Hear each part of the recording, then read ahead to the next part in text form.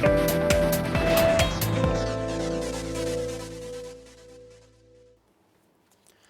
باش تەماشەوانی gelekî ja caridim bu bardemê xwe bi xêr bin. Bêguman tewarêmeyî rojîl serêkê ji wan pirsên gelekîn germên rojevêye li Îraqê ew jî teqînên îro yên Kerkûkê armancê nû. Kerkûk ew deveriye berêzan ku hûn jî dizanin ku êkî ji xalên nakûkiyên û êkî ji xalên serêkên di nava gotûbêjên serkirdatiya Kurdan li dêr zeman heya niha digel hikûmetên êk li dîfêkên Îraqê. Bu yekem car jî di çerçevê destûrê herdemî Îraqê madde 140 pêkînan ku mîkanîzmê çareserkirina rewşa vî bajariyê li heya niha madde nihatke bi temamî nihatke cîbêjîkirin li ser adê waqa. Kerkûk bûye gorapanek hem dewletên dewrûber hem cîhanî jî çavêwan li ser vî bajarî heye. Di dayî pêşa jî de çendîn fermanda operasyonên dîce li wî bajarî dê te pêkînan ji wekû ew dibêjin ji bo parastina ew lehiya bajarî gelek hêzên din bêguman di nava Kerkûkê wekû polîs, asayîşa yekîtiya asayîşa partiyê di nava bajarî de lê nav bi nav xelk li vî bajarê tê te ravandin, xelek tê te kuştin, teqîn berdewam dikin. Îro jî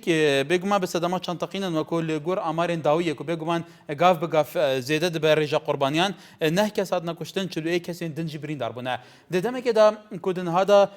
redfeil bû pêkînana operasyonên dîce li ser rastê Herêma Kurdistanê û li ser rastê Iraqê gupîtkî bilind bûne. Ji wana Talibanî dibêje ku ew piştgiriya barzanî dike ku dirûstkirina operasyonên dîce fêlen dê ajawa meşakilan li Iraqê dirûst bike. û kesên nêzî Malikî jî tekîdê dikin ku pêkînana operasyonên dîce ev waqeeke û yê mehale bête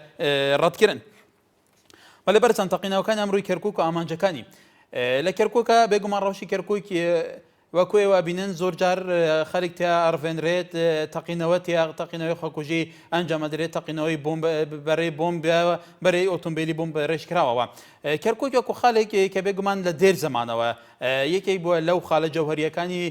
nêwan danûstandekanî serkirdatiya Herêmî Kurdistan başûrî Kurdistan legel hikûmeteyek li doyekan Iraq. Belam ta êsta em rewşî Kerkûkê kilay nebûtewe li kateka ke li 2002-2003 ke destûrî herdemî Iraq hat arawe li çerçeveyê maddeyê 140 wekû mîkanîzmên biçûnêtî çareserkirina rew şamşare. Belam em bînîn roj be roj rewşê şareke xirabtir e bê. Pêkenanî operasyonekânî dîcileke serperêşîkirdînê melef emnî em şareş egirêtewe. Bêguman lem şareş asayîşî partiyekê tê hêzî nîzamîtirî heye wekû polîs û asayîş li nav Kerkûk xwe. Lê êsta ji ew hemû teqînawana bi taybetî li şerî Kerkûk bû amancekanî em teqînawana li êsta de lew hemû kêşme û lew hemû sîraata û lew hemû gotûbêjana û lew hemû serrincana li ser çi esasek êwe çûn lêkê de neva me. Belê. Karwan li Akirê. Belê kay karwan. baş. Hemû katekî. Başî biram. Spas kay karwan kerem ke. Ahmet ew Nûrî Malîkî ye. Dizanî heta berayê Sedamî li kur bû berayê Nûrî Malîkî ne kur dihat. Wextê Sedamî em li Mûsirê bûn. Wextê Sedamî Kurda warê vekirin te şîyan neda digirê cî şîya bû. Êsta Nûrî Malîkî şîya ye aslî şîya ye. Ew Nûrî Malîkî ye. Dijminekî Sunne ye. Dijminekî Kurdan e. Berastî keman delal kat Mesûdan Amerîka heta hemû tijîlek bilek şexsî bikin. Ew şexsa li ser hikûmê namînîtin. Kella qûvî ejdadê Nûrî Malîkî delin. ببوورە بەڕێزان پێمان باش هەر کەسێکتان ملاحظەشتان هەبێ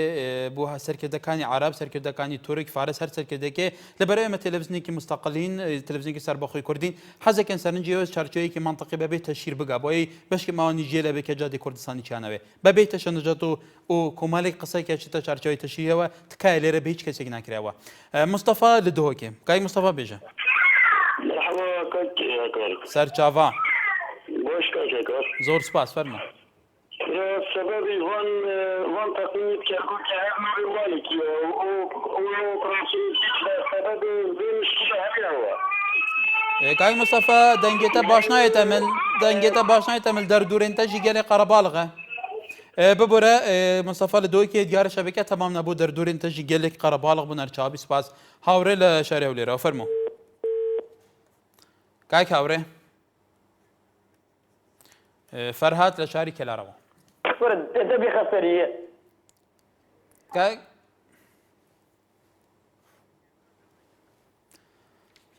کاک فەرهاد بەڵێ فەرموو. شەوارە بە تەقینەوەگا. بەڵێ.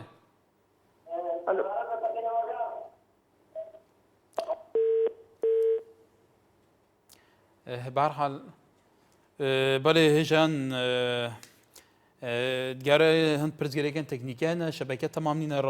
روش به هر حالم خدمت سرنجین و داینه سرتیب لچم چمالگای سرتی فرمو ئەم کاتت باشی همو کاتێک سپاس سەرەتا بەداخەوە ئەمڕۆ چەند تەقینەوەک یا بڵێن زنجیرە تەقینەوەکێک لە دوایەک شاری کەرکووکی هەژان و بوو بە هۆکارێک لە ناوبردننی چەند کەسێک شەهید و چەند کەسێک بریندار بوو برای بەڕێزم زۆر زۆر بەداخەوە ئەمڕۆ کەرکووک بەهۆی پێکاتەی نەتەوەیی و مەزهبی و تایفی کەرکووک مەیدانی سراعاتی سیاسی و عسکەریە برای بەڕێزم کەرکووک ئەمڕۆ بەڕاستی ئەوانەی کە ئێرهابن لە ساڵتەمەت بڵێن سونەیە کەرکووک مختەڵەتە تێکەڵە سنووری پارێزگای کەرکووک بە ناوچە سونیەکانەوە واتە مووس و تکلیت و دیالە و حەویجە اینجا عمقی ئەو ناوچەیە مسەلەسە هەموو چەکدارەکان جێگا و مۆڵگاکانیان لەو مەوقعەیە دەستگا ئەمنیەکانی شاری کەرکووکی وەکو پێویست لە ڕووی هەواڵگیریەوە زانست و زانیاریی تەواویان نییە لەسەر هاتنە ناوەی هەواڵگیریەکان بەڵام من وا ئەزانم بە پێی خوێندنەوەی خۆم عەرەبەکان تا ڕادێک ئەتوانن هاوکاری ئێرهابی بکەن بێنە ناو کەرکووک تەقینەوە ئەنجام بدەن یەکەم بۆ ئەوەی کورد بێزارکەن دووەم بۆ ئەوەی زەمینە بۆ هاتنە ناوەی سوپای دیجلە خۆشکەن بێتە ناو کەرکووک لەسەر شێوازێکی عسکەرتارێت و بە حکمی عورفی سەیطرە بکەن سەر هەموو دام و دەستگاکان و محافەزە و هەچی وەحداتی ئیداری هەیە بەڵام دێرەدا هەرچەنە ئیرهابیش مردووە ئیرهابیشی لەگەڵا ناکرێ ئێستا مردوو لە قەبرایشی لەگەڵا کرێ بەڵام ئەمە دوو دەستی لە پشتەوەیە دەستی یەکەم ئیرهابە دەستی دووەم سیاسەتە بۆ شێوانین باری کەرکووک بە شێوەیەکی عام بۆ هاتنە ناوەوەی سوپای دیجلە بڵێن دام و دەستگاکان هیچ توانایەکیان نییە ئەمنیەت و موقفی ئەمنی لەو شارەیە پارێزن دوو مەعنا و دوو باب لە خۆ ئەگرێ ئەمەیشیان هەر پیلانێک و معاملەیەکە باڵێ کای سەرتی باڵێ سپاس شیرین لە زاخ و کەرم کە باشتر تواني باشه زۆر سپاس فەرموو سبورة بوبتي هذا بروسيا لا ترسل كوجلك ترسلون كابو ملاتي كل خاصة بو كل تركيسي بون عندنا بون بونا بس يوش دابش ميجو ارتشو هدي جنوب بولدوني نبروز پیام در خاص کسی پشتبانیوی نکرد دمو هزا نوری مالک و تا دومیز پارزگاری کرد که پیشوازی نوری مالکی کرد دم ما قبل نوري مالكي را بدن مام جلالي أبعرفش كده أبى أقطع بيها وفصيلنا دش داجي همي إكتي بالبصيرة وجال قراني شيء جاب شباني قرطاني كده أيجا هالباسي شكاري لا دبا أبى همي چند بي أيجا نتاج نشيد دي نفس كلمة وحلق جار كودي دبا كنا با بجام هي بيتكن همي دنگ خابتنا جال قرطاني ودا أب جارا ملت كل سال بخون رجع عندنا دولة كردي باشترين بديل ابو نور مالكي بالا سپاس سرنجات هر چابید محمد لچم شمالا فرم کای محمد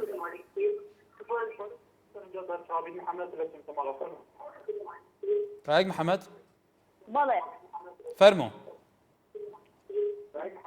الو بريا کای کردن کی تلویزیون کت کس کی فرمو قصب که بريا بالا دیار دنگی ما با بالا دیار دنگی ما باشن شتا کای محمد سپاس بود سرنجات لطفی لدوه که کرم که دم باشکار کار باشته معنا دوسکی لدوه که بله دم باشو خوش رای من در تقینه هر بردام بند چند اگه تینج بوده تقینه ایک نتوه یه گلگت کرکی که دا قضاهم گلگت کرکی که دا هر یک ضده دیه او ایک یا دوه حکوت سحکه بو چی دو آسایش مهنه یه تحریمه اکما ایک آسایش شبانا و آسایش و حریم کردستانه بار بکشیان سایتاره تر کرکی که خطره که بس دو حزب اغا برای من یا درستینه و یادشی اف به هر تقینه چه بیده بزن ارهابی نه برای من چه ارهابی نیدن ارهابی چه ما بعد 2003 وره ارهابی خلاص نبون ما بعد چه ارهابی نه ارهابی نیدن دست مهندک مسئولت عراقی یتجلفاش والاخره هاي يتبيك دانت يعني و او شیعه هر شیعه که هبیت چه دولت ها هبیتن تحكي ببلدلل و دولت چه من وکی تو تحكي بحرینه تو تحكي لبنانه تو تحكي سوریه الهر جهه که شیعه لی هبن باور بکه او ملت هنا نابید و دا خاصه سرکت نبود بالا سپاس هرم لچمان فرمو بله چونی کار باشی زور سپاس فرمو کای کریم ها چون باشی زور سپاس اوا بجوری بله سر تواری او برنامه او نازم شیرین لزاق و بحثی او یشتی دکات و نازم چیو عیبا وشتو چیو ئەو سەرنجی خۆی باکرێت توش سەرنجی خۆت بڵێ. والله ئەمە ناویشتە هەموو لە ئەوەی کورد دەزانم کورد یەک هەڵوێز نیە لەو شتەی لەبەرەوەی باوەی لەسەر یەکێتیەوە نەکاتم یەکێتی ئەوانەیە و قسەی بە یەکێتی دەڵێن باسەری لە تا ئاسوو لە شاری سلێمانیەوە کاک ئاسوو فەرموو. کاکا کارێوارە باش سەرچاوم باشتر. زۆر سپاس وەڵام سەرەتا وەڵامێک بۆ شیرین خان ئەو دیارە یەکسەر پەنجەی تیهامی بۆ یەکێتی و گۆڕان ڕاکێشا ئێمە تێ ناگەین ئایا ئەبێ ئەی پارتی دیموکراتی کوردستان چی بۆ کەرکوو کردبێ هەتاکو ئێمە ڕێچکەی ئەوان بگرین و لەگەڵیان نابین و بڵێن وەڵاهی ئەوان کارێکی باشیان کرد بۆ کەرکوو بەڵام هەتاکو ئێمە بەڕاستی خاوەنی وتاری وەکو شیرین خان و ئەمسالەکانی شیرین خان من پێم وایە هەموو کاتێک لە جێ شوێنە ناکۆکان ئێمە حاڵمان لەمڕۆ باشتر نابێت و ئێمە بەڕاستی هەتا خاوەنی دوو هێزی جیابین و دوو ئاسایشی جیابین ئەو شوێنانی کە پێڵێن جێ ناکۆکی بەڕاستی ڕۆژ لە ڕۆژی خراپ دەبین ئێمە چاک وایە هیچ کە پەنجەیەتی هەم بۆ هیچ لایەنێکی یەکە ڕانێکێشین ئێمە ئەبێ هەمومان ماڵی خۆمان ڕێخێنەوانەوە ئەبێ هەمومان یەکدەنگ و یەک هەڵوێز بین بۆ ئەوەی هیچ کە دوژمنانی کوردیش نەتوانن زەفەرمان پێ بەرن و سوپاسانەکە. بەڵێ بەڵێ کاک ئاسوو سوپاس سەرنجی تو سەردار لە شاری سلێمانیا فەرموو. کارێوارە باش سەرچاوم باشتر. دەستخۆشی بەرنامەکە لە یەکەم زۆر سپاس. بەنسبەت تەوەرەکەتەوە سەرخۆشی گەرم ئارەستەی ئەو بنەماڵانەکەم کە ئەمڕۆ چەند کەسێکیان شەهید بوو لە کەرکووکدا هەموو هەدەفی ئەنفالچیەکان و ئەم بەعسیەکۆنە بەعسیەکان هەر ئەوەیە کە بیانەوە کوردەکان بکەن بە ئامانجەکنا هیچ هەدەفی تکێ دەپشتۆنیە و تیرۆری لە هیچ شوێنەکە چارەسەر ناکرێت ئەگەمە یەک دەست و یەکەڵوێز نەبیت. دەستخۆشی بەرنامەکە لێ. بەڵێ زۆر سپاس بەڕێزان ئەو بەرپرسانەی عملیاتی دیجلە عەبدوڵڵا میرزەیدی هەتا ئەوانی تر وەکو سەرچاوەکان ئاڵێن وەکو بەرپرسە کوردەکان ئاڵێن کە ئەوان لە سەردەمی ڕژێمی بەعسی لە ناوچەیە ئەوان پلەی زۆر گەورەیان لە ناو ئارتشی پێشووی عێراق بووە ئاڵێن زۆربەی ئەوانەوە کە بەرپرسن لە ئێستا لە ناو ئەو عملیاتی دیجلە هەمویان دەستیان لە پرۆسەی ئەنفالکردنی خەڵکی کوردستان و تعریبکردنی ئەو ناوچانە هەبووە بێگومان ناوچەی کەرکووک و ناوچەی گەرمیان ئەو ناوچانە کە زۆرترین قوربانیاندا بوو لە هەم پرۆسەی ئەنفالەکاندا زۆر خەڵکی ئەو ناوچە ئەنفال کراوە هەم تعریبکردنی ئەو ناوچانە ناوچە کوردیەکان و گۆڕینی باری دیموگرافی ئەو ناوچانە کە بە پێی بەڵگە مێژوویەکان وەکو سەرچاوە مێژوویەکان دارێت حتا لە سەردەمی ئیمپراتۆریەتی عوسمانی بێگومان سەرچاوایە کێشەی کەرکووک شارێکی کوردستانیە بەڵام بوو تا ئێستا ئەم شارە ڕەوشێکی یەکلایی نەبووتەوە لە کاتێکە کە جارانیش کورد وەرەقەی زۆری بەدەستەوە بوو بۆ ئاساییکردنی ڕەوشی ئەم شارە لە 2003 کە کورتچوونەوە ئەم شارە بەدەستی کوردەوە بوو بۆی نەتوانێت ئەو وەرەقانە بەجددی بەکاربێنێ بۆی ڕەوشی شاری کەرکووک بەم ئاڕاستی ئێستانە بگە کە سەدان پێشهاتی هەمەجۆری لەسەر هەیە ئۆپراسیۆنی دیجلە دروستەکە لەوێ ڕۆژانە تەقینەوەیەک لێ خەڵکیاوێ ئەڕفێنرێ ئەحمەد لە دووس خۆرماتویەوە کاک ئەحمەد فەرموو. وەرەت باش کاکیان سەرچاوم باشتر. باشی بەڕێزم زۆر سپاس فەرموو. بەڕێزیان دەربارەی ئەم تەقینەیەمە وەکو خەڵکی دووس خۆرماتوویدانی و تەقینەوەی ڕۆی کشاری کەرکووک دەکەین. بەڵێ. ئێمە وەکو خەڵکی دووز و دەوروبەری شاری کەرکووک و ناوچەدا بڕاوەکان بەڵێ ئیدانەی ئەم هێزی دجلە ئەکەین بەڵام هێزی دجلە و هێزە نییە کە بەرامبەر کورد بۆچێتەوە کورد ڕۆژانێک بەرامبەر ڕژێمی بەعسەوە سایەوە ئەو ڕژێمەی کە هەر کۆتایەکەیشی کورد ڕووخانی کوردکەی و نەبێت دەسڵات بووە کەوا ڕۆژانە ئەم حەمکە بەرنامە و لەسەر هێزی دجلە و هێزەوانە کاکە هێزی دجلە چییە چەند هەزار پێشمەرگەمانەیە کو هێزەکان سەرای ئازادی ئەو هێزانی سەرای ئازادی واوەجا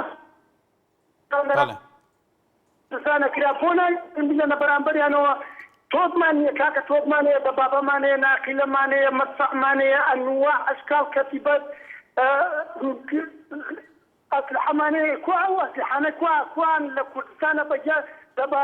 دەبابە ڕۆی بۆ سەرکردەکە کوا و دەبابانە دەبابن ڕوو لە هێزی دژلە بکەن و ئەم هێزی دژلە بۆچی کرد ڕۆژە خەڵکی بەرنامە بگانە سەری کورد کەی وا بێت دەسڵات بووە ینی واتان والیاتەوە ینی بەڕاستیەمە وەکو خەڵکی ناوچەدا بڕاوەکان زۆر بێزارین لەم هێزی دژلە و لە حکومەتی هەرێمی کوردستانی حکومەتی هەرێمی کوردستانیەوە خەریکی چین تاکەی هێزی دژلە چی هێزی دژلە سەرۆک ئەرکانی کێشەکەی کێ کاکە بۆ نایتۆ بۆ بێرە بۆ کوردستان کات هیچ پێناگەن لە کوردستانە بێرە بڵێ بە خەڵکی کوردستانی بگەێنە کاتە من هیچ پێ ناکرێت با خەڵکی کوردستانی خۆی چارەنووتی خۆی دیاری بکە ینی وای لاتوە خەڵک ینی ئەمەلی بە کەس نەماوە بەڵێ کاک ئەحمەد کاری نەمراگەن لە حکومەتی هەرێمی کوردستان بە زووترین کات هێزێک دێرێ بینێتە بەرامبەر ئەم هێزی دژلەوە بۆی بەڵێ کاک ئەحمەد سوپاس بۆ سەرنجی تۆ کاکی ئەحمەد طبعا ناوچەی دۆست خۆرماتەیەکی کە لە ناوچە جێنوکەکەکان وەکو خۆی ئەڵێ کە ڕەوشیاوی باش نییە و چەند داوایەکە لە حکوومەت یاریمی کوردستان بەرپرسەکانی حکوومەتی وادارم داواکانی ئەو بەڕێزە گەیشت بێ محەممەد لە شارێ و لێرەوە فەرموو ئەم کاتەی بەڕێزت باش هەموو کاتێکت فەرموو زۆر سپاس دەستخۆشی بەرنامەکەتان لێ دەکەم سپاس فەرموو ئەمن یەکەم جا داوای لێبوردن لە باتی ئەو خوشکە بەڕێزە لەو برا بەڕێزانە دەکەم کە تازە باسی حیزبە دەسەڵاتدارەکانی کرد بە تایبەتی پارتی بەڵام یعنی پێم خۆشە داواکارەکانی خەڵک ئەوە بێ کە ژیانی پێشمەرگە باش بکەن هەتا بتوانین کێشەکان بە دیالۆگ و دانیشتن هەڵ بکرێ بەڵام ئەگەر ناچار بووین هەموو کەسێک پەنادەبا بۆ پێشمەرگە پێشمەرگە ئێستا هیچ ژیانی نییە هیچ کەسێک ئەمڕۆ لە کوردستان بە 500,000 ژیان ناباتە سەر باوەڕ ناکەم نازانم ڕای جەنابتانشت بۆنە بەڵام باشە ژیانی پێشمەرگە باش بکرێت بۆ ئەوەی هەر هەڕەشەیەک لە هەر لایەنێک هەبێ پێشمەرگە بتوانی بەرگری لێ بکات زۆر سپاسان بەڵێ سپاس بۆ سەرنجی تۆش بەختیارە لە سلێمانی فەرموو کاگاوکار باشیت هەموو کاتێکە سپاس من باشم دەستخۆشی بەرنامەکە لێ یەکەم کاگاوکار بۆم بەرنامە جوانی داوناوە زۆر سپاس فەرموو کاگاوکار پێشەکی کورد ئەمە یەک ئاوە کورد لاواز بێ و بە فەقیرانە دانیشێ و بێدەنگ بێت بەرامبەر سوپای دیجلە بەڵێ ئەمە یەک دووبارەش دەستخۆشی لێکم ئەگە بەرنامەیە دانی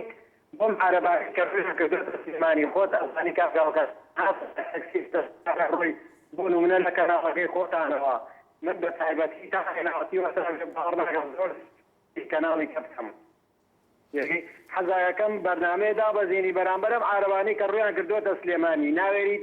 هەر ناوێری هیچ بڵێ لە بازاڕە بڵێ ئەمە عارەبە ناوێری بڵێ بڕۆ بۆ لاوە ناوێری بڕۆی بۆ سەر ئیشێک حەزەکەم بەرنامەیەکیش دابەزێنمی دەستخۆشی بەرنامەکە و لێەکەم بەڵێ کاک بەختیار سەرنجی تو لە بەرچاوە گرین بێگومان لە شاری سلێمانی گەلێک حەوادیسی نەخوێزراوە پیا بوون کوشتنی خەڵکی شاری سلێمانی پێشەندەیەکی لە مقاولەکان لە سیتەک و لە ئەزمەر ئەوانی شەمووی کە لە نەتیجەی لێکۆڵینەوەکان و گرتنی ئەوانەی کە تۆمەتبارن هەمویان بێگومان ئەو عەرەبانە کە هاتنە هەرێمی کوردستان ئیشەکەن ئایا ئەمە لەسەر ئەساسی تاکێکەسییان بەگشتیان کێشەیە هەیە لەگەڵ ئەوان و پێویستە چی بکرێت عمر لە چومانەوە کاک عمر فەرموو بەڵێ کاک عمر فەرموو کاک عمر دیارە کاک عمر پەیوەندێکی مشیر لە زاخوت گەلمەیە بەڵێ بەێ مشیرە بەڵێ کاک بشیر کەرەم کە ئەلو چاوانی باسی ئەزێ باشم سپاس کەرەم کە چاوانی باسی ئەم باشین زۆر سپاس فەرموو ئازوکو پێشمەرگەکی بەڵێ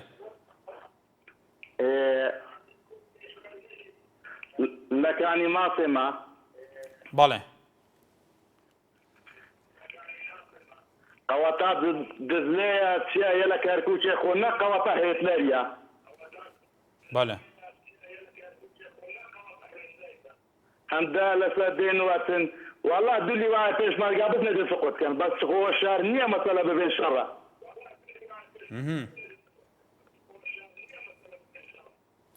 بەڵێ بەڵێ کاکی مەشیر سپاس بۆ سەرنجاتە ئیسماعیل لە شارێ و لێرەوە کاک ئیسماعیل فەرموو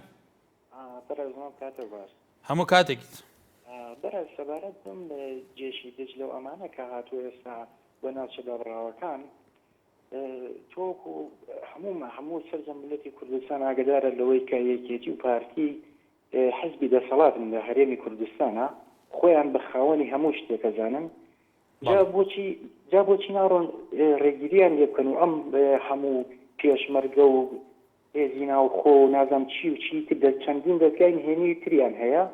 بۆچی ناڕۆن ڕوبەڕویان ڕاوەستنەوە بەڵام ئەتوانن بە هێزی پێشمەرگە و بە هێزەکانی سەر بە وەزارەتی ناوخۆ ئەتوانن سەرکوتی خەڵک بن کە خەڵک داوای حەقێکی ڕەوای خۆیەکە لە هەرێمی کوردستانە ئێمە بمانەوێ و نەمانەوێ هەمومان خاوەنی ئەم وڵاتین و هەمومان ئەزیێتمان کێشاوە بە دیار بەبوونی هەرێمی کوردستانەوە هەمومان خاوەن شەهیدین و هەر هیچ نەبێ هیچمان نەکردی بێ خۆ هەر ڕۆژی لە ڕۆژان شەخصەیەکمان بۆ کورد و کوردستان لێداوە بەڵامەکو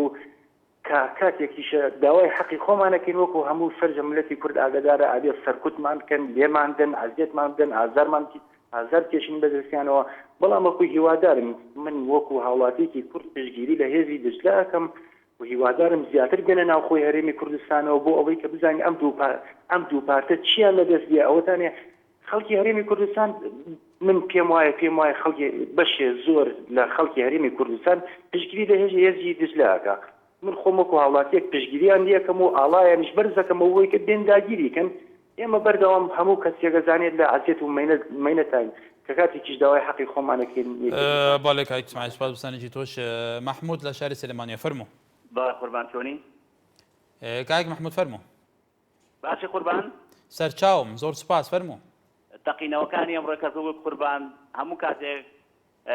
دژی گەلی کوردن دژی بەرنامەکانی گەلی کوردن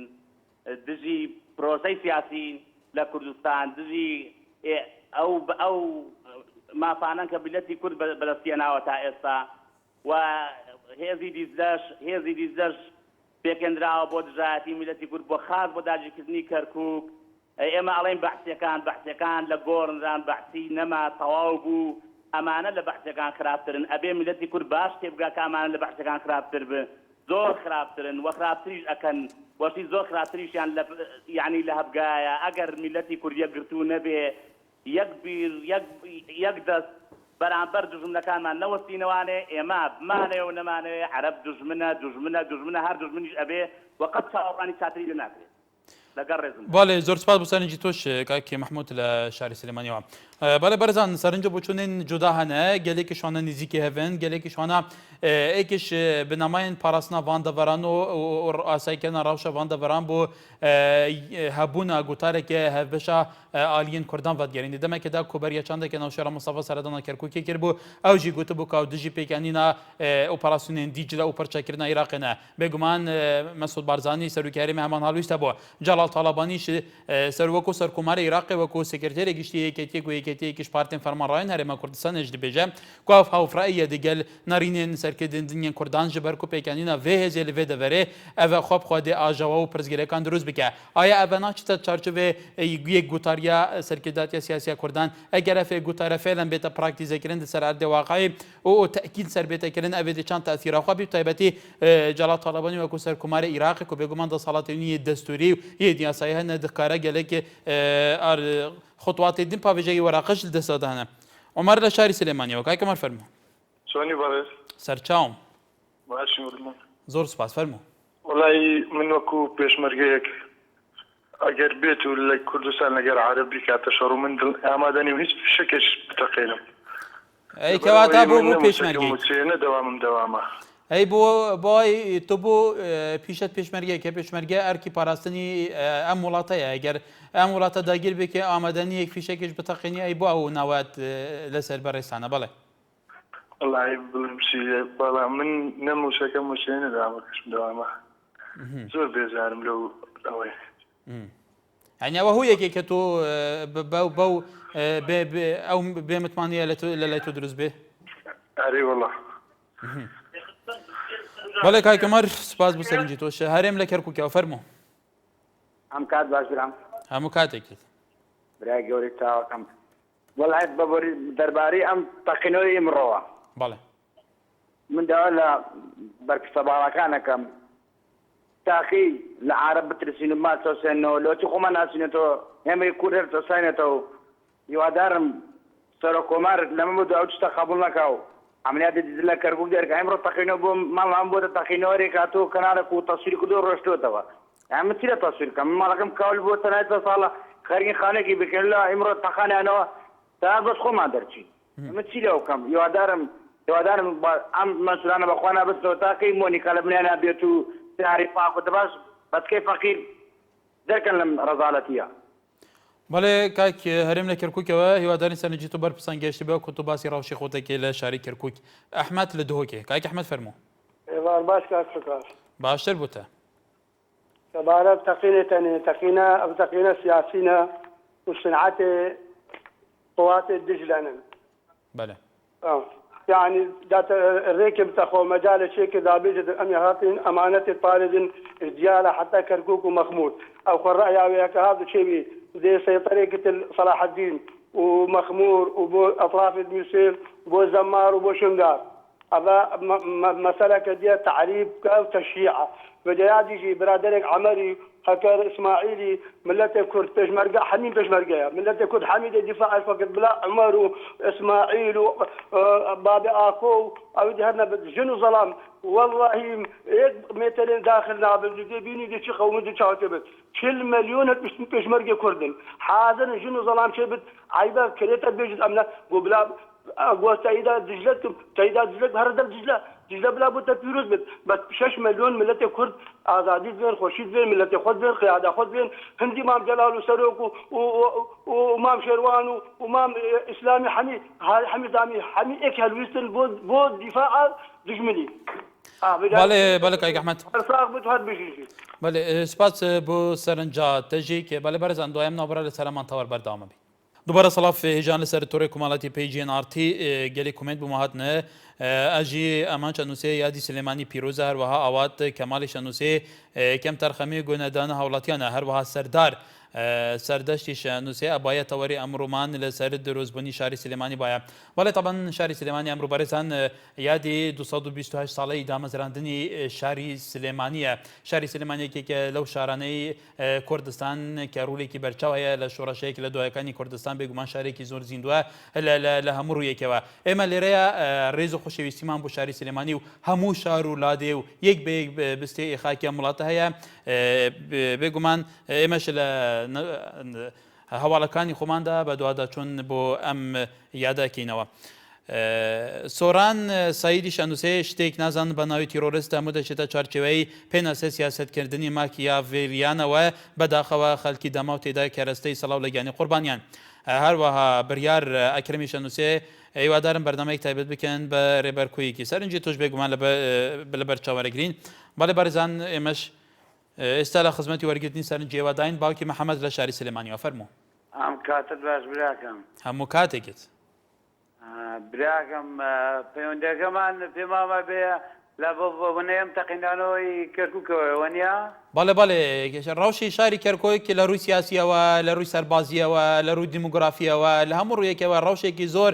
نالەبارە لە دێر زمانەوە تا ئێستا ئێستاش ڕۆژ بە ڕۆژ خراپترە بێ ئەو ئەمڕۆ تەقینەوە ڕووی داوا بە پێی داوی ئامارەکان 9 کەس کوژراون 41 کەسی دیکەش بریندار بوون ئێمە باسی ئەم تەوەرەگرین ئێمەش ئەتوانین ئۆپراسیۆنی حەبرین دروستکەین ئەوان ناتوانن ئۆپراسیۆنی دەستە دروستکەین ئێمەش ئەتوانین ئۆپراسیۆنی حەبرین دروستکەین ئێمەش ئەتوانین وەکو ئەوان بەهێز بین ئێمەش ئەتوانین وەستا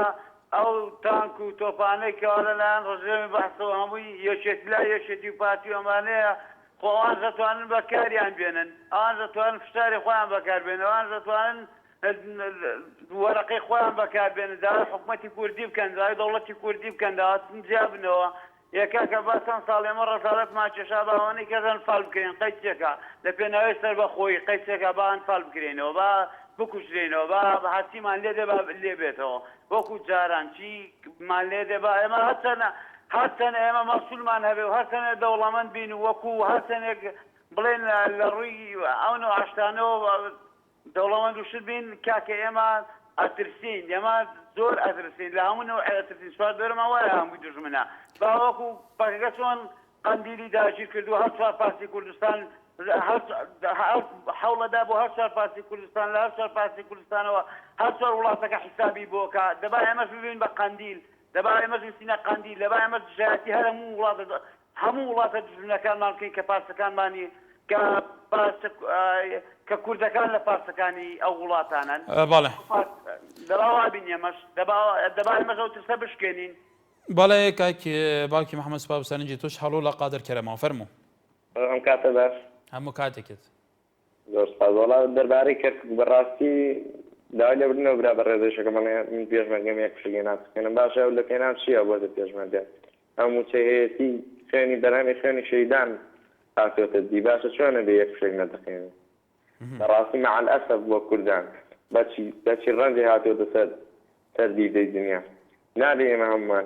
بێ و دەبین ئەبێ هەمومان ئێمە خاوەنی هێزی پێشمەرگەنگەری بەرەنگاری هێزی دیژلە ببینەوە پێویستە پلانێکی تۆکمەی ئەمنی دابنین هەتاکو سەرکەوین بەسەر لەم پەڕەکانە. بەڵێ سپاس بۆ سەرنجی تۆش عومەر لە ئەڕانیەوە فەرموو کاک عومەر. شلونك كاكا؟ سەرچاوم. چۆنێک کاکە زۆر سپاس کاکە کەمال فەرموو. دەستخۆشی و بەرنامە جوان لێەکەم. سپاسەکەم. بەڵێ لەلایەن هێزی دیجلەوە وەڵی کورد ئەوەی کە خۆی بە کورد دەزانێت لە باکوور بێ لە ڕۆژهەڵات بێ لە ڕۆژ ئاوا بێ ئەوەی کە خۆی بە کورد دەزانێت ئەبێ بەرامبەر ئەوی هێزی دیزەیە ئاماژێکی خۆی هەبێت لەبەر هێزی دیزە بۆچی هاتوو بەس بۆ ئاژاوانێتەوە یعنی هیچ قانزازێک هیچ سوودێکی بۆ کورد نییە دووش هێزی دیزە باسچێت لەناو لە کەربەلا بچێت لە نەجەبا لێ خەباتی خۆی بکە بۆچی هاتوو بۆ کورد بۆ کەرکووک چی بۆ کورد دەکات چی بۆ کورد کردووە هەندێک کەسیش هەیە ئەڵێ کاک مەسعود وە کاک مەسعود وە کاک مەسعود ئەوەی کە کاک مەسعودێکە باوەڕ ینی وەکو وڵاتی یاریمی کوردستان پێت وایە کەرکووک لەلایەن سەرکردایەتی کوردستانەوە تامیش بکرێ کاک کەمال بەڵێ پێکرێت هەموو شتێک بە کاک مەسعود دەکرێت بەس ئێمە یعنی تۆ باسی ئەوەیە کە کەرکووک چی کردووە بۆ کوردستان تۆ باسی ئەوەت کرد بەڵێ تۆ باسی ئەوەت کرد کە کەرکووک تا ئێستا کەرکووک چی بووە چی هەبووە چی نەتیجەیەکە بۆ چه ئامانجێکە بۆ هەرێمی کوردستان وانە بەڵێ ئامانج کەرکووک ئەزانین چیە خۆی مەسلەی کەرکووک مەسلەیەکی سیاسیە کەرکووک مەسلەیەکی ئەمە یعنی بڵێن ئێستا نووری مالیکی ئەزانێت بەم هێز و قووەتە ئەوێت چی بگا ئەوێت ئاژاوەیەک بنێتەوە لە بینی کورد و عارەبە ئەمە چیە بێتەوە جێی کاتی سەدام بگرێتەوە لە بانی مەقام بڵێ کاکە ئەمە سنووری منە ئەوێت ئەمە ئیشی نووری مالیکی ئەمەیە ئیشی نووری مالیکی ئەمە نییە بێ کەرکووک کەرکووک ئەیە کێشەیە نییە و بێ کێشەیە بەڵێ سپاس بۆ سەرنجی تۆش حسێن لە خانەقینەوە گای حسێن فەرموو بەڕێزگیان سلام عەلەیکم عەلەیکم ئەسەلام پێشەوە باسی تەوەرەکە بکەی لە کەرکووک ڕاوشێک هاتووە بەنداوی ئەڵوان ئەڵێن ئەوێکی زۆر هاتووتەوێ مەترسی هەیە ئێستا ڕاوشی کەرکووک ڕاوشی خانەقین لەو ڕوویە چۆنە لەخوا بەزێ ئیساتێ زۆر باشە و ناوچەکە زۆر ئارامە بەڵێ ئێوارە مەترسیە بوو بۆ ئەوتن ئەو بەنداوە دەوانەیە مەترسی لەسەر ئاگاداری هاوڵاتیانی خانەقینشیان کرد بەس لەخوا بەزێ ئێستا زۆر باشە دێ فەرموو سەرنجی بەڕێستان لەسەر تەوەرەکەمان وڵی بە نسبەتی ئەو فەرماندەی دیزە کە پێک هاتووە من وەکو پێشمەرگێکی کوردستان ئێستا لە خانەقینم ئینجار بە نسبەت ئەو پێشمەرگەوە کەوتی من پێشمەرگەم و هیچ تەقەیەک ناکەم من عەجایبم پێ چۆن هێزی پێشمەرگە ئەبێ دایمە ئامادە باشی بێ ئێمە یعنی ئەبێ دیفاع لە وەتەن بکەین بەڵام ئەوڵێ موچەی کەم کەمە بەشی مناکە بەشی بژێوی ژیانی مناکە ئەی ناکە ڕاستەکە لەگەڵ یان موچەی کەمە سەکەی جوانە بەس ئێمە ئەبێ وەکو پێشمەرگە دایمە ئامادە بین ئینشەڵڵا ئەوەیش چارەسەرە بێ بەڵێ سپاس بۆ سەرنجی تۆش شاخان لە شاری سلمانیا فەرموو کاتەوە باش برای بەڕێزم هەموو کاتێکت زۆر سپاس برای بەڕێزم سەبارەت بەم عەمەلیاتی دیسلەیەکە لە کەرکووکا دروست بووە بەڵێ کاکە جانمە پێویست ناکە هەچی لەگەڵ سێرە لای خۆیەوە جنێو بە مام جەلال بات و جنێو بە نەوشیروان مستەفا بات و ئەمانە هەچ کەسە لە لای خۆی بێ ڕۆڵی خۆی بدینێ بۆ نمونە لە بەردەمەکە ئەو لە بەردەمای ئەمڕۆ کەس جوێنی نەداوە ببوورە لە بەردەمەکی ئەمڕۆ کەس شتی وای نەوت تۆ فەرموو سەرنجی خۆت بڵێ نامە بەسم لە وتەکانی شیرین خان بوو ئەویش ڕەخنەیە گێدوتی جاران مەسعود بارزان نویستی باوەری لە مالیکی بکشێنێتەوە متمانە لێ بکشێنەوە جەڵات تاڵەبانی و ناوشێرە مستەفا لە گەڵاو هاوڕا نەبوون ئەو وای وتوە ئەکرێت توش سەرنجی خۆ لەسەرەوە نیشان بدەیت فەرموو بەڵێ برای بەڕێزم من مەبەسم لەوەیە کە ئێستا وەکو چۆنەڵێ لە کاتی سیوێکی ئاوا کە کاتێک کە شەڕیان کردو ئەمانە یەکەم جار کە سەرکردایەتی پارتی دیموکراتی کوردستان و شەخسی مەسعود بەرزانی کە داوای یارمەتی لە بەخا کرد ئەم ڕئیس عەمەلیاتی دیژلەی نادژی گێشێتی کە وەکو چۆن لێ بیان نابێت ئەمە ئەو دووەمیشیان سەبارەت بەم تەقینەوانی کەرکووکی ئێستا بۆچی زیاد لە هەموو تەقینەوەکان لە بەردەم بارەگای پارتی دیموکراتی کوردستانە بوو ئەگەر ئەمە دەستێکی عەمەلیاتی دیژلەیتیانە بێ ئەی بەڕای تۆ بۆ هەمووی وەکو توالی لە بەردەم بەرەگەکانی پارتی بوو لە کەرکووک برای بەڕێزم ئەمە ئەگەر دەستێکی ئەمینەیتیانە بێ هەتا وەکو چۆن بڵێن زوو هەستین دژ بەم عەمەلیاتی دیژلێ بوو هەستین درەنگە کاکەی جان ئێمە ئەگەر بمانەوە شارێکی پڕ لە نەوت وەرگرینەوە بێ خوێن بڕشین داری ئازادیە بە خوێناوە بیرێ بەڵێ سپاس بۆ سەرنجی تۆش ئاسۆ لە سۆڕانەوە فەرموو باش باشتر باش براکەم باشتر سەرچاوم براکەم من هەرچە لەو برا وی لە ڕاینەوە پەیوەندی کردین منیش وەکو ئەو پێشمەرگەم بەڵام ئەو قسێشی زۆر ئەڵێ کرد ئەو ئەتا ئێستا بڕوانێتە موچەی پێشمەرگەکان موچەی پێشمەرگەکان تا ئێستا بە خۆ 470,000 وەردەگرم 225,000 کرێخان دەدەم براکەم یعنی تێکە بڕوان هەر موچەخۆرێک هەر کەسێک موچەخۆرێک کەس بۆ موچی هەڕازی نابێ هەر فەراشێک بێ مەکتەب بێ میلیۆنێک کەمتر نییە. بەڵێ کاکەسۆ سپاس گەرە دەنگی تۆ باش نایێت شەبەکی تاوانی بەرحاڵ سپاس بۆ سەرنجی بەڕێستان عومەر لە شاری سلێمانی فەرموو کاکە مەر فەرموو. ئەلۆ بەڵێ ئەم کاتە باش هەموو کاتێکت ببوورە خۆ مباشر قسە ناکەین ئێستا بەڵێ وڵی هینێکمە بوو هەر تەداخلێکمە بوو لەسەر ئەو بەرنامەیە تار بەرنامەی ڕاستەوخۆ ئەو ئێستا لە NRC لیات بەڵێ لە خزمەتیان فەرموو ڕاستەکەم توانم ئێستا قسە بکەم یا لەبەر تەلەڤیزیۆنەکە دانیشتوم ناوی من نەخرایە سەر تەلەڤیزیۆن ئەتەوێت تەوەری مەبزانی وڵا تۆری ئێوە زارم تۆرەکەتان باسی ئۆپرۆسیۆنەکانی دیجلێ و باسی فەرموو قسەی خۆ بکە لەسەری سیاسی کەرکووکە کە لە ئێستا حالێن لە کەرکووکە ڕووماڵەوە بڵێن کە حاڵی حاضر مەسەلەن لە کەرکووکە بەڕێوازیە پێم خۆش بوو قسەی لەسەرکەم ئەگەر باڵێ فەرماکیت فەرموو ببوورە بەریشوە دەم ئەو مزعانی ئێسەوە ئۆپراسیۆنی دیجلە و حکوومەتی عێراقی ئەمە گەمەیەکی سیاسی بەڕای من گەمەیەکی سیاسیە ئەمڕۆ بە هەموو شێوەیەک بە هەموو شێوەیەک هەوڵەیەک حکوومەتی عێراقی کە زەخت خاتە سەر کورد لەسەر مەسایلەکانی مادەی سەوچل بۆی تەنفیزی نەکا خۆی لێ بزێتەوە مشکلەی لاوەچیت بۆنێتەوە کۆمەڵی کێشت بۆنێتوانێ بۆی دایمەن مەشغوڵ بیت دایمەن کورد مەشغوڵەکەن دایمە ئەمە تقریبا ئەمە سیاسەتی هەموو دەوڵەتانی چوار دەوری کورد بوو ئەی لەم کاتەیە تا چەند سیاسەتی کورد سیاسەتێکی تەندروستە بەرامبەر ئەو تەحەدیاتان ئەو هەموو سیراعاتی سیاسی وەکو تۆڵی ئەی ئەگەر باش نەبێ پێویستە چی بکرێت ئەزان چۆنە برای من ئەمڕۆ ئێمە کورد حکوومەتی کوردی حکوومەتی اقلیمی کوردستان حکوومەتی هەرێمی کوردستان دیارە تەمەنی زیاترە لە حکوومەتی عێراقی ئەمڕۆ قەرارەکان بە دەست خەڵخانێکی سیاسیەوەیە بەدەست ئەو برابەر بەرپرس و مەسوولانەوەی کە هەیە ئەوە وشیارانەتر بیر لە وەزەکەنەوە ئەو ئۆپراسیۆنێکی بۆ دروستەکە کێشەیەکی بۆ دروستەکە تۆش پێویستە لە بەرامبەرا کێشەیەکی بۆ دروستکەی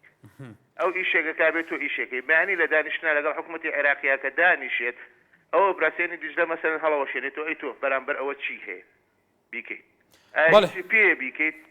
هیچ پێ نییە لەبەرەوە پێویستە ئەمانیش ئۆپراسیۆنێ دروست کرد گەنجی کورد زۆرە خەڵکی کورد زۆرە خەڵکی نیشتیمان پەروەر و خەڵکی نەتەوەی و خەڵکی بەڕاستی خەڵکی دڵسۆز زۆرە لە کووردە پێوانەوە نوۆی کورد دڵسۆزی خاکەکەیەتی دڵسۆزی میلەتەکەیەتی دڵسۆزی نیشتیمانەکەیەتی حەق بوو خەڵک بەڕاستی حەق بوو سیاسیەکانمان ئۆپراسیۆنێکی حەمرینیان دروست کردایە بەڵێ سپاس بۆ سەرنجی تۆ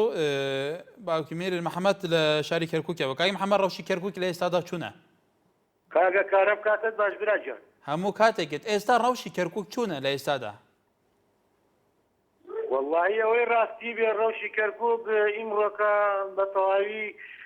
تۆزێ نائارامی بەخۆیەوە بینی بەس بە هەوڵ و تێکۆشانی هێزە کوردەکانی توانیمان سەیتەرەکەنە سەر مەناتقەکان بەڕاستی یعنی ئالۆزیەک بەخۆیەوە بینی زۆر خراپ خەڵکەکە تۆقی بوو بەڕاستی ینی ئستەکانە نەخوا بە زیاتەوە وەزعەکە زۆر خۆش و ئارامە ئێوە کەرکووکیەکان ئەم ڕەوشە بوو چای گەڕینەوە کاک محەممەد کە ئەو هەموو تەقینەوەانە لە کەرکووک ڕوادراوە هەموو خەڵێک ئەڕفێنرێ ئایا ئەوە هێزەکانی لە ناو کەرکووکە باڵادەستە نایانتوانیوە کۆنتترۆلی ڕەوشی کەرکووک بکەن ئەم سیاسەتێکە ئەو بەتایبەتی ئەو دەوروبەری کەرکووکە و عەرەبانە ئەوان ئەو هێزە گڕۆپی چەکدارانە ئەوان ڕەوشی کەرکووک تێنە ئان لە بەغدا ئەو سیاسەتەنە بەغدا پەیڕەوەیکەن سیاسەتێکی باش نییە بۆ ڕەوشیەوە گیانەوەی ڕاستی بێ حکوومەتی عێراق بە هیچ شێوەیەک حەز بە ئارامی شارەکەمان ناستا ئێمەش ئەگەر ئەو ئارامیە هەبێ بەڕاستی هێزە کوردەکان ئارامێکیان لەناو شارەکە ئۆقرەگرتووە بەڕاستیانی ئەو هێزە عەرەبیانە بە هیچ شێوەیەک لەگە ئارامی کەرکووکانی لەبەرەوەی دەسەڵات لە کەرکووکە بەدەست کوردەوەیە ئەگەر بێت دەسەڵاتەکە وەزعی شارەکەتون ئارامکەنەوەن حەز بەوە ئەکەن کە نەئارامیەک بە شارەکەەوە هەبێت بەڕاستی ینی ئەوانی شتەکانە لە هەلێکە خوازن بڵێ هێزە کوردەکان توانایە نەماوە و قواتی دزلە با بێتە ناو شارەکە و داوای شورتەی اتحادیەکەن ئیشتەکانە بنکە بەتەمان بنکە بکەن و لە دەرەوەی شارەکە بۆ شورتەی اتحادی یعنی شورتەی کەرکووک بە هیچ شێوەیە دەسەڵاتی نامێنێت. بەڵێ وادارم سەرکردایەتی کوردی ئەو ئاندامانێکەوە لە بەغان بیان گەڕێنەوە شارەکە ئەگەر ڕێز ئەرکان دێشە ئەگەر ڕێز وزەرایە ئەگەر ڕێز وزەرامان هەیە ڕێز ئەرکان دێشمان هەیە داوان لە هەمووی بۆوانە کەما پۆستیانی لە بەغا بیان گەڕێنەوە قوتێک ئامادەکەن هێزی فەرماندەی حەمری تەشکیلکەن بەرامبەر ئەو قوتەی دزلە یعنی قوت دزلە چییە وەڵی خەڵکی شاری کەرکووک دەتوانێت بەرامبەریان بوەستێتەوە. بەڵێ کاک محەممەد سوپاس کوردی شتێک بکە. بەڵێ سوپاس بۆ سەرنجە بەرزستانیش خەیلانی لە هەولێرەوە فەرموو. ئێوارە باش سەرچاوم باشتر ئەو وەکو ئۆپۆزیسیۆنی دیزلە لە کەرکووک بەڵێ وەکو ئۆپۆزیسیۆنی دیزلە لە کەرکووک بەڵێ ئێمە پشتگیری ئەو ئۆپۆزیسیۆنە ناکەین ئێمە وەکو کورد بەڵێ وەکو کورد ئەمە دەبی هەمومان پشتگیری جەنابی سەرۆک بارزانی بکەین و پشتگیری جەلال تالەبانی بکەین بەڵێ نهێڵن ئەو ئۆپۆزیسیۆنە بەرفراوان بی و گەورە ببی چونکو ئەگەر گەورە ببی زیان بە گەلی کورد دەگەێنێت وەکو شاری هەولێر و سولێمانی و دەهۆک ئێمە نامانێت ئەو ئۆپۆزیسیۆنە گەورە ببی و بەرفراوانتر بی چونکو ئەوە هەر ئارامی ئەوەمان هیچ لە کوردستان نامینێت. بەڵێ کاک خەیلانی سوپاس بسەرنجی تۆش عادل لە کەلارەوە فەرموو. بەڵێ کاک عادل فەرموو. کاکە سوپاسی بەرنامەکەتانەکەین. سوپاس و بەڕێستان. بنسبەت بۆ مەسەلەی کەرکووک ئێمە ئەبێ بە وشیارانە بجوڵێنە لەگەڵ زروفەکەیە چونکە مالکی ئەوێت ئەم وەزعەتێک بدا لە ملەت کورد. بەڵێ و دوای ئەوەش ئێمەی کورد وەکو ئیسرائیل دەوڵەتێکە کە بچکۆلەیە لە ناو 22 دەوڵەت عەرەبیە جێگای خۆی کردوتەوە چونکە ڕۆحی نیشتمان پەروەریان زۆرە هەر یەکێکیان دەوڵەتێکە یەک شەخص لەو ئیسرائیلێت دەوڵەتێکە. ئێمەی کورد ئێستا لادیەکانمان هەر هەمووی خەڵکەکە چوە عەرەبی هەوردەزە جێگاگەی خۆی هاتووە لە شار دانیشتووە. ئەمە خۆی تعریبی لادیەکان خۆیەکە شەخص کورد خۆمان تعریب خۆمانەکەین. ئەم ڕەوشەی تۆڵەی لادیەکانی کردۆ بە عەرەب. کاک عادل ئەو ڕەوشەی تۆڵەی لە کام شوێن هەیە کە تۆ بینیوتە کە ئەو ڕەوشەیە وەکو تۆڵەی؟ بەڵێ ئەمووی بەڵێ سنوور لە کەلار هەیە ئەو ڕەوشە لە کەلار لە ناوچە گەرمیان. بەڵێ سنوور کەلار هەم زۆرە. حکوومەت کوردستان ئەبێ چارەسەر ئەو وەزع بکە ئەو عەرەبە هاتووەتە ئەو لادیەیە 10 ساڵدا ئەنیشێت داوای زمان عەرەبیەکە داوای قوتابخانەی عەرەبیەکە وردە جێنشین ئەبێت دوای ئەودا ئەو عەرەبانەی کەرکووکیشی 20 ساڵ 10 ساڵ 15 ساڵ لە بوونیزێژێ عەرەبی کەرکووکین عەرەبە بەڵێ کاکی عادل بەڵێ شاری وەک ئەوانی لیانەتێت. بەڵێ سوپاس بۆ سەرنجی تۆ توانە لە شاری سلێمانی کای توانە فەرموو. ئێوارە باش سەرچاوم بەڕێزی سپاس دەکەم. وەڵی پێم خۆشە تەمان ئەوەی من کە ئێڵێم تۆزێک دوورە لە تەوەرەکە بەس بەڵام هەر گرێمەوە لە یەکتریە ئێمە قەزەکە ئێمە خۆمانین خۆمان لەناو خۆمان باشکەین بڕوا دەبێت چواردۆرمان باشە بێ. ئێستا من هەرم ئێوارەی هاتمەوە لە ئیش یعنی شتێکی زۆر هینم بینی زۆر ناخۆشم بینی کە سیارەیەک پاترۆڵێک بوو لە عەلی کەمال. ئێستا حەزەکەم ئەو جەماعەتی کە ئەوەیان کرد ئێستا جویان لێمە یا سکرتارێت بوو یان جەماعەتی جەتیرۆر بوون جلەکانیان ڕەش بوو. ئەم ئێوارەیە کە هاتموانێ بەرەو ماڵەوە ئەو پاترۆڵە مخالەفەی کرد بەسەر لاسیکەکانە ڕۆی لە لای ئەماراوەکەی عەلی کەمال بەسەر لاسکەکانە ڕۆی لاسکەکانی هەمووی شکان هەمووی تەقانی پاترۆڵێ بوو سیارێکیش لە پێشمەوە بوو وتی ئەوە چی ئەو تۆ مخالەفەیەکی گەورە کرد لەو بێ ئەدەبیە بۆچی واکەی کاکە ینی هەر ئەم نەیوت بڕوا دەبێت ناڵم دەکەس بەس نزیکی 8 کەس 7 کەس بوون هەمویان بە کلاشیکۆفەوە دابەزین تێگەی بڕوا دەبێت سایقەکە دەماچەکەی خستە ناو دەمی سایقەکەی ترەوە یعنی سێری کە ئەمە ئۆپەراسیۆنی دیژلە شتی وا ناکە ینی ئەمان بەڵێ کای توانە ئەو ڕەوشەی تۆتی تیوادارین شوێنە پەیوەندیدارەکان جێ لێبێت کە باو ڕەوشایە بوو بەو شێوەیە مخالف کراوە بێگومان ئەو بۆ هاتوچوو ئەو لایەنە گەڕێتەوە کە ئێستاکە جێ لە سەرنجی تو بێ بێستون لە هەولێرەوە فەرموو ئەم کاتە باش باشتر کای بێستون دوا پەیوەندیە کرد زۆر بە کورتی فەرموو زۆر باشە دەستخۆشیان بەرنامێتان دەکەم سپاس بۆنی ئەم تەقینەوەی لە شاری کەرکووک کرای مرۆکە من پرسە و سەرخۆشی لەو بنەماڵە شەهیداناکەم هیوای چاکبوونەوە بۆ بریندارەکان ئەخوازم هیوادارم ئەمە دارشکە ڕوو نەداتەوە و سوپاسی دەستگا ئەمنیەکانەکەم لە شاری کەرکووک بەڕاستی هەوڵێکی زۆریان داوە لە دوای تیرۆریستان نەگەڕێن بالێ کاک بێستۆن زۆر دایە لە بوری نەکەن سەرنجی تۆش گەیشت سوپاس بۆ پەیوەندێکی بەرزان بەرزان دەمێمە دیارە هەندەما بۆ هەمێویدارین سەرنجا ئالیین پەیوەندی ئەڤان کەسێن کۆ پەیوەندی کردی لە هەموو گیان بۆ ئالیین پەیوەندی دەرگەشتە بە بۆ ڕەوشە کەرکووکی ڕۆژ بە ڕۆژی خراپتر دەبە بۆ ڤیاسی دیگە هەتا سوبەی تەوەرەکی گەرمتر دەخزمەتەوە دەبینێت شاد و بەختەوەر بنێ بەرباش